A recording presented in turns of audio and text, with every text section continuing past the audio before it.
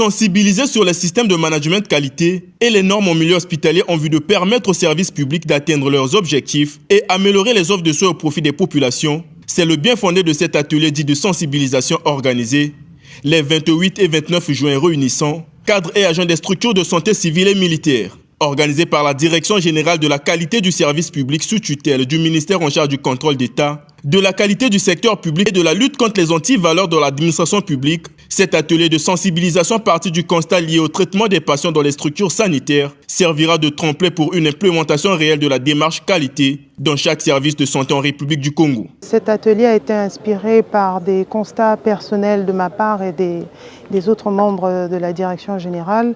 Nous avons décidé de faire ce travail-là, ces ateliers, pour justement commencer à entamer des dialogues et pouvoir instaurer la démarche qualité au sein des centres hospitaliers de notre République. Au cours de cette session, les consultants ont édifié l'auditoire sur l'importance que revêt la démarche qualité pour les structures de santé. 3 questions ont résumé les communications du premier jour. Pourquoi s'engager dans la démarche qualité? Comment la mettre en musique et quels en sont réellement les bénéfices? Pour aller vers une démarche qualité, il faut faire ce qu'on appelle un gap analysis, un diagnostic.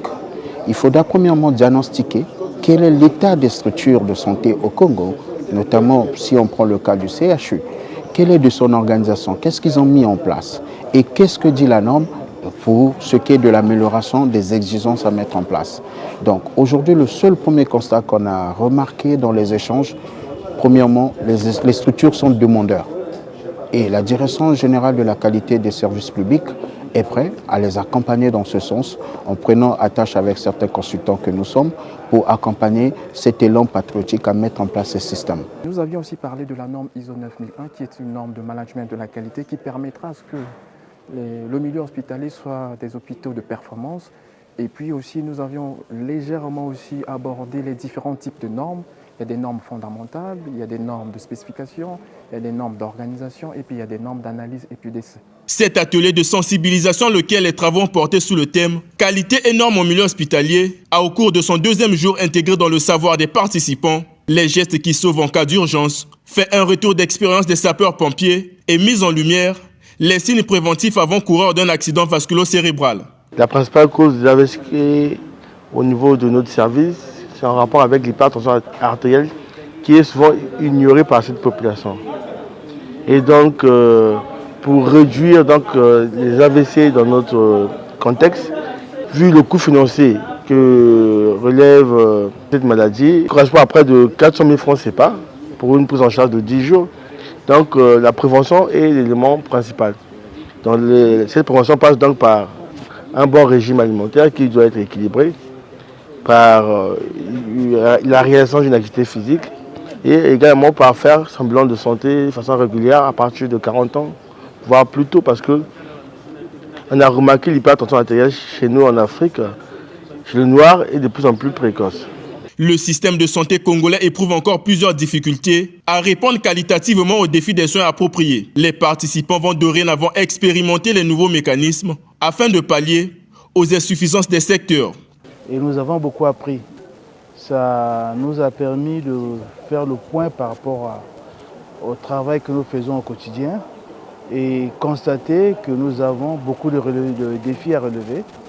Et la qualité, comme vous le savez, était un facteur important dans la prise en charge des malades. J'ai 2 thèmes qui m'ont beaucoup marqué, notamment sur la journée d'aujourd'hui, en parlant des gestes qui sauvent, parce que je suis un médecin qui pense devenir médecin urgentiste.